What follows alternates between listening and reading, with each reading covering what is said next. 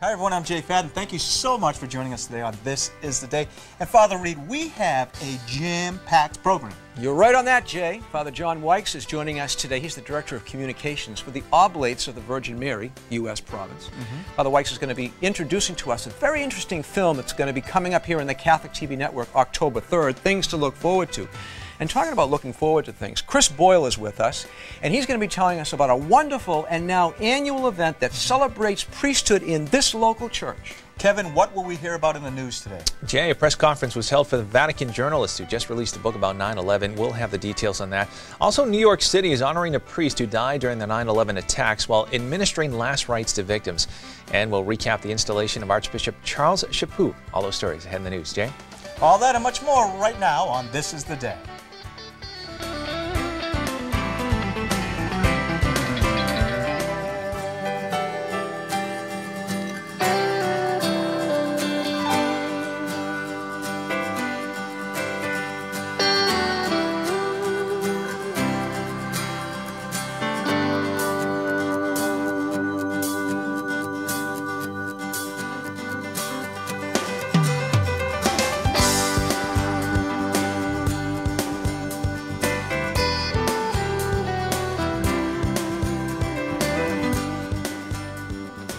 Hello, hello, hello. I'm Jay Fadden. Thank you so much for joining us today on This Is the Day. We have a great show for you. I think you're really going to enjoy it.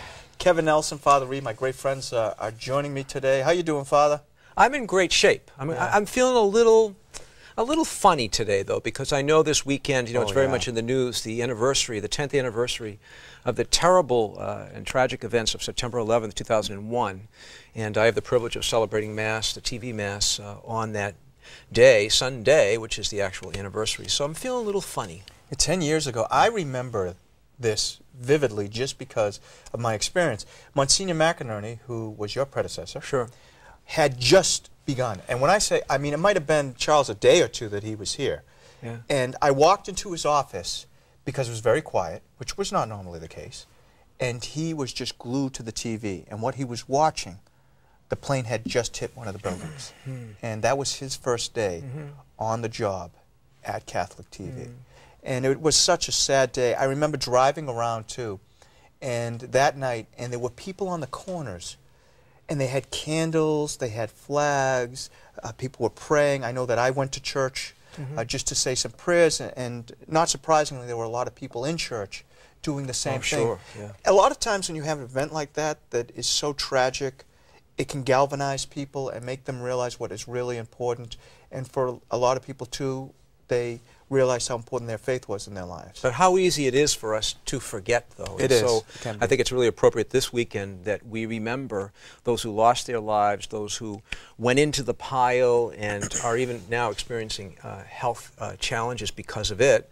And also, the readings this weekend invite us to be people of mercy and forgiveness because God has been so good to forgive us. But we have to always be vigilant because even as we face the anniversary, we know that there are a couple of credible but uncorroborated threats and warnings. So, yeah, it is. It's tough to live like this all the time, in somewhat in fear. But, for us, we pray. We move forward with hope. And we know that there are so many wonderful people who are working very hard behind the scenes to protect all of us. And so many heroes we found because of these events, the firefighters, the police officers, the priests, and just people off the street, the hospital workers, nurses, doctors, who came forward to give their time. It was a wonderful thing. Speaking about hope, too, just to change the subject a little bit, yesterday I had the privilege of doing the commentary live here on Catholic TV for the installation of Archbishop Charles J. Chaput as the new Archbishop of Philadelphia. And what a tremendous moment that was for that local church. And I just feel so happy for them because I think he came in, he described his coming as Archbishop as like a fixed marriage. And it was kind of an interesting way to describe it. But he said, we're going to fall in love here, and we're going to do the right thing for the Catholic Church in Philadelphia, and it was really astounding. I met him many, many years ago when he was a priest, and just left an impression on me then. I remember meeting him today to this day, and they are very fortunate down there. They do it right, by the way, too. I was watching it, and they had all the priests on the right side looking towards the altar, right, all in the same vestments. That's right, yeah. All in the same vestments. We do that here in Boston, too. It's kind of nice. We have that matching vestment. Yeah. I think it really looks great. ties the priesthood together. It looks great. So. But anyway. Well, we have letters. You have the first one. What do you have? We do. Oh, this is a nice long one. I'm just going to read a little bit of it to you. But the letter says, I'm a newcomer to Catholic TV. It's wonderful to have such a channel. Thank you for the Mass and Rosary. It's so exciting not knowing where you're going to take us as you go through Rome. Kevin and Jay are such fun to watch. I think they're fun to watch too, Rita. Keep up the good work, she says. She says you guys are fun to watch. I guess so. I guess so. Well, this is from Charlie, and Charlie writes, just a note to thank you for the Lord's work. I'm caring for my wife who has Alzheimer's, and Catholic TV has become a part of my life now. You probably don't hear it enough, but thank you for all your work and efforts. Nice. Remember, you're in God's hands. What better place could you be? Would you include my wife, Linda, in your prayer box? And Charlie, you know, I know how difficult that must be for you. I've seen it before. And I want to thank you for sticking by Linda during these times. And you know what I'm going to do?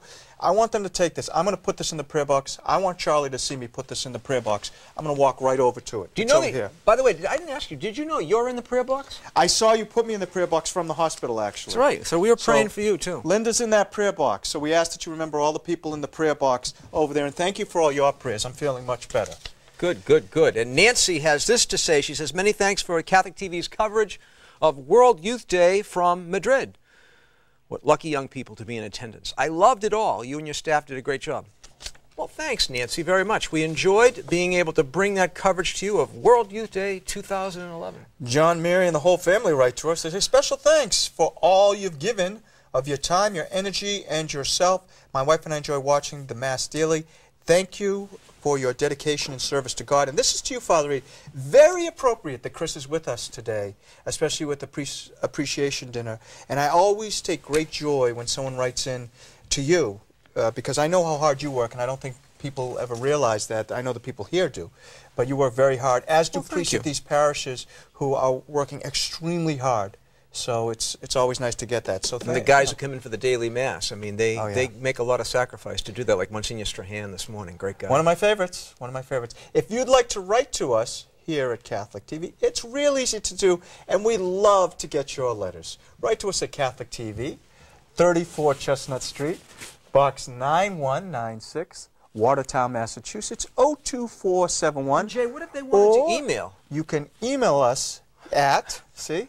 I'm going to tell them. This is a day at CatholicTV.org, and we love to get your emails and your letters, and Sean will send those emails to us. He certainly will. Yeah, and we get emails from all over the world, which is always nice.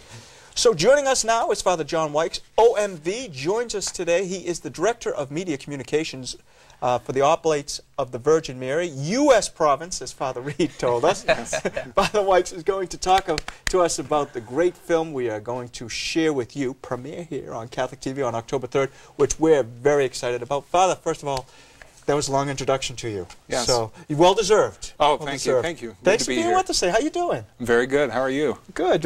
Your first visit to Catholic TV, isn't it? Yeah, it's very impressive. A great family of people here. It's great to be here. We have a lot of fun. Yeah.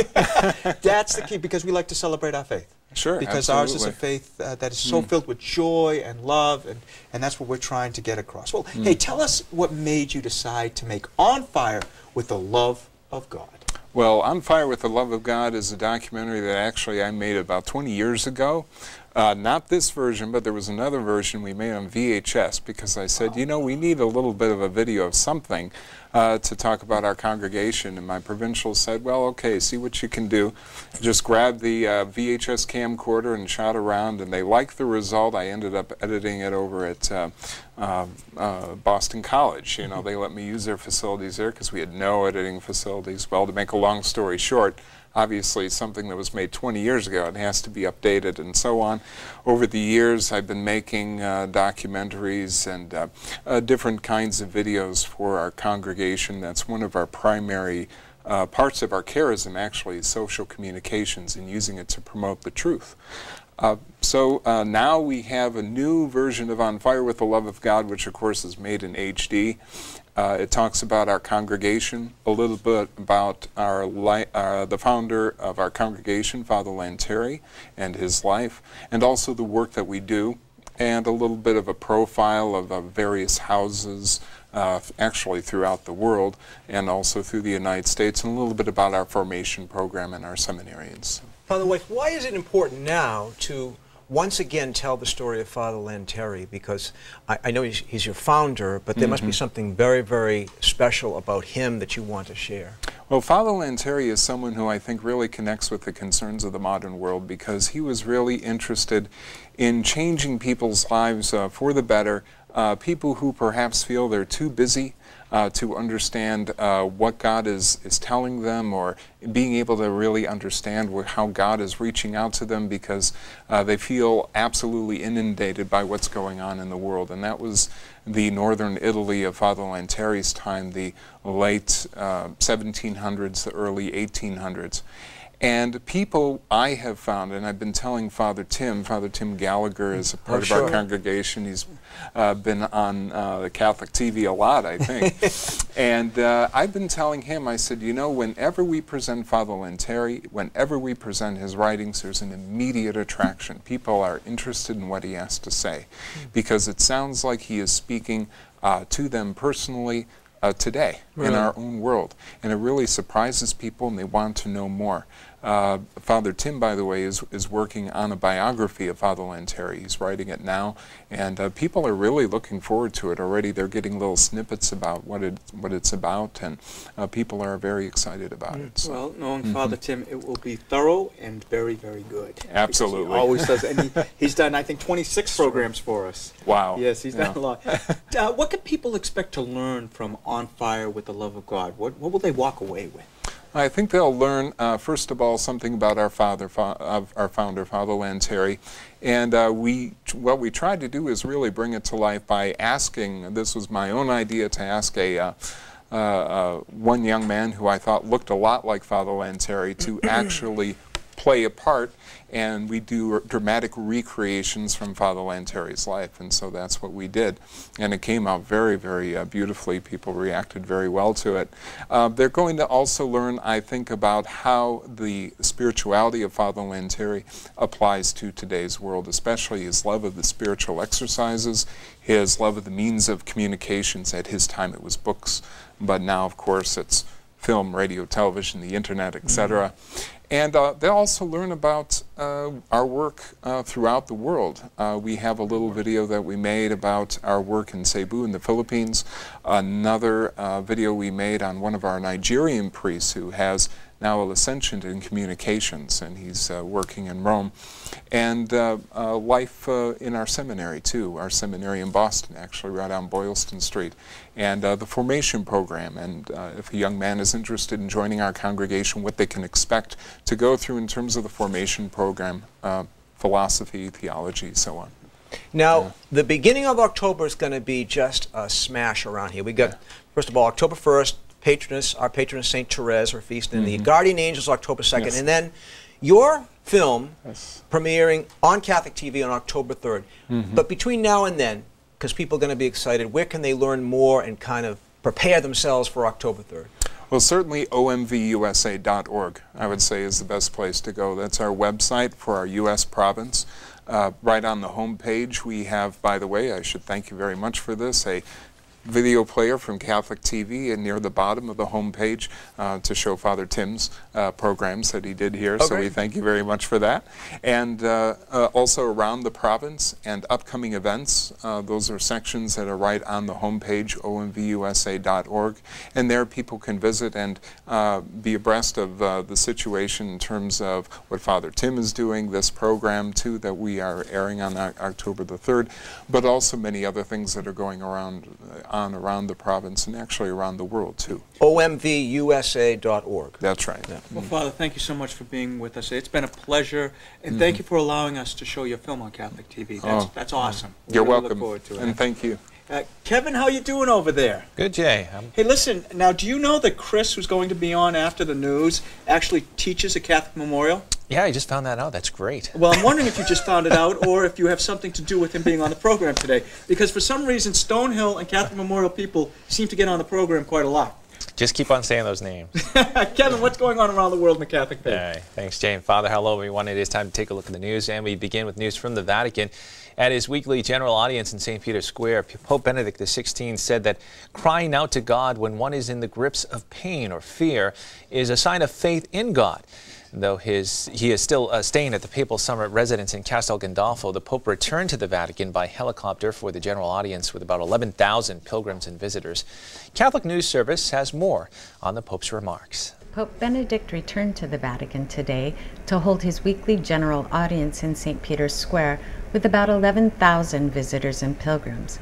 In his main audience talk, the Pope looked at Psalm 3 as a text for prayer when a person is in great pain or danger. There's nothing wrong with crying out to God, he said. In fact, it's a sign of faith that God is near at hand, hears our cries, and will respond. The Pope said God is always near, including in the midst of difficulties and problems, in the darkness of life. He listens, responds, and saves. Doubting that God will help us is the ultimate temptation the enemy uses to draw us away from faith, he said. Looking now at other news from the Vatican, Vatican spokesman Jesuit Father Federico Lombardi told those gathered at a book release presentation that to build peace out of the ruins of September 11, 2001, religion must play a major role in dialogue.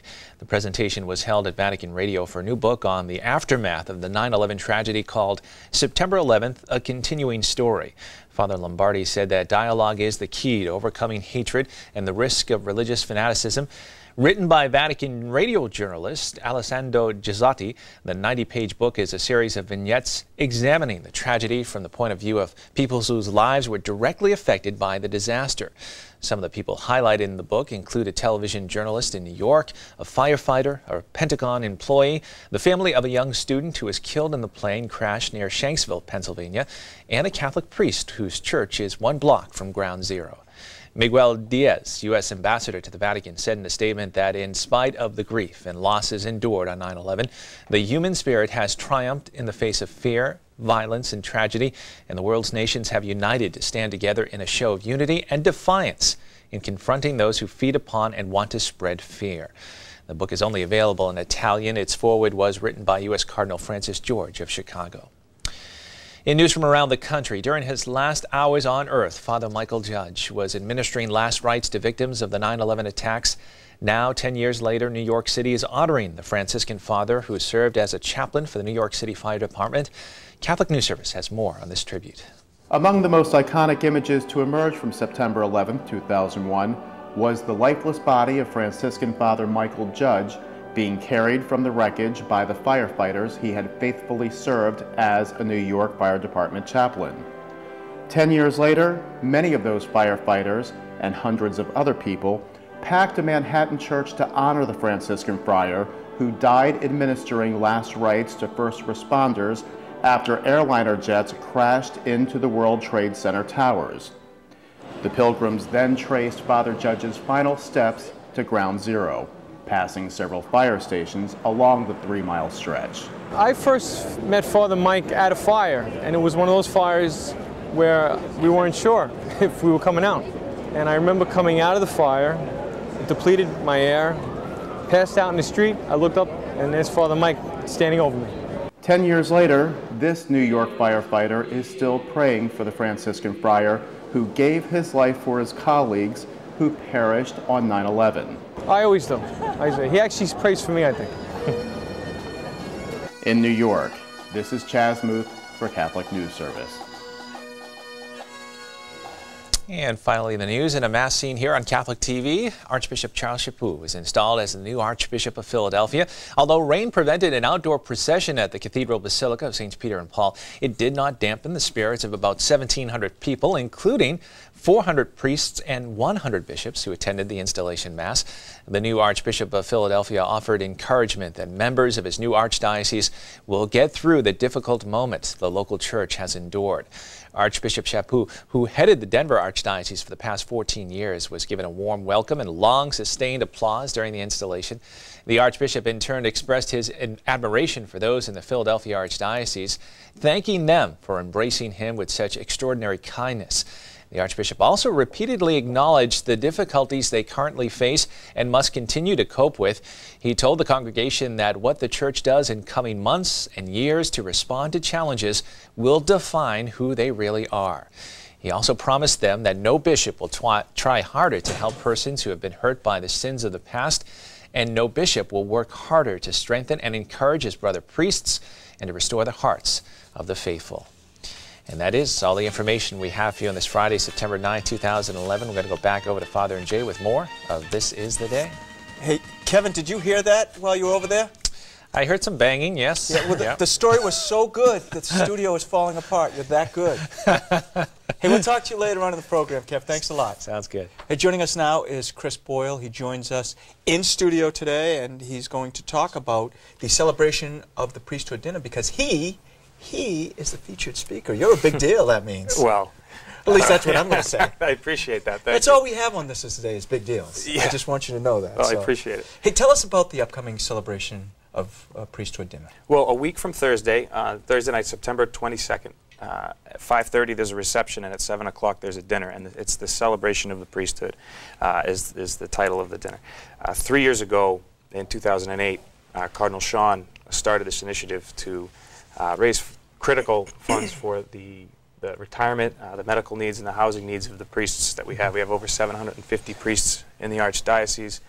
And at the time, in 2008, there was a $10 million deficit in this area. Wow. And so he decided, Archbishop decided that, Cardinal Sean decided that it was important to head this up, to take this head on. And one of the things that he decided to do was have this dinner. And the purpose of the dinner is to honor our priests of the Archdiocese. It's to take an opportunity in the Archdiocese to tell the priests that have stood by their posts, that have done everything that we've needed in terms of leadership in Boston as Catholics, and to say thank you to them.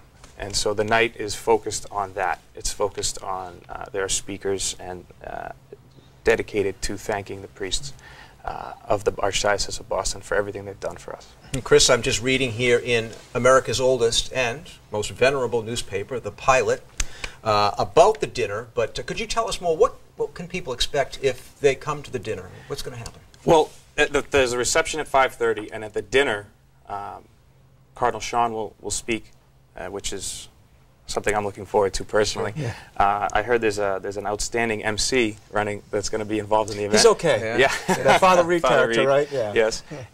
And so there'll be a video that is shown. There are 5 priests that are highlighted. It's going to go through a lot of their involvement and a lot of the important work that they're doing, and various different speakers throughout. And I have been given the opportunity to give my witness as to the importance of priests in my life growing up, which has been a huge influence. It's a huge part of my life. My faith is obviously the most important thing to me with my family, and they've done so much for us priests throughout my life. And so I have this opportunity. That's how I see it, as an opportunity to say thank you to them. Give us a sneak peek, can you? Are we allowed to get that? Yeah, absolutely. Well, when I was younger, growing up in my parish, I was very involved. My mother is a very, very devout woman. My father's a devout man. But my mother would always, you're going to serve Mass, you're going to participate in the Mass. And so I had the opportunity to meet pastor who was Father Coulter. A great guy. Yeah. Yes. Father Coulter was a huge influence on my life growing up, because he was a very salt-of-the-earth guy, and he was a man that I could look up to, as a man. It's like, this is how you're supposed to act. And I know that he had a lot of experience in sacrifice. He had been in Vietnam, and he had been really dedicated to his mission in life, to God and to bringing people to God. And he's just a magnetic guy, and people really, really seem to enjoy him. So I'm going to talk about his influence on my life and on the life of my family, because he's still close with my family. My mother and father love him. And there are other priests along the way through my high school education. I had BC High? Yes, I was educated okay, there. Yeah. And now I'm teaching at Catholic Memorial. I've been very fortunate. Father Pollard was a retired priest there, and he did a lot get me through. I wasn't exactly and I hope my students don't watch this and see, I wasn't exactly a straight A student in high school, but thanks to the patience and the grace of Father Pollard, I was able to get through it. But well-behaved. Tell your students that. But well-behaved. I was, actually. And always listening. I'm not even lying about that. I actually really was a well-behaved student, yes.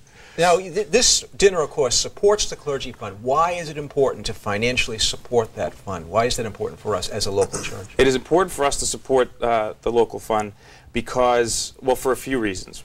But the most important of which is the money is critical for the priests that have spent their lives serving, leading us. And in my opinion, it's because it's a responsibility that we have.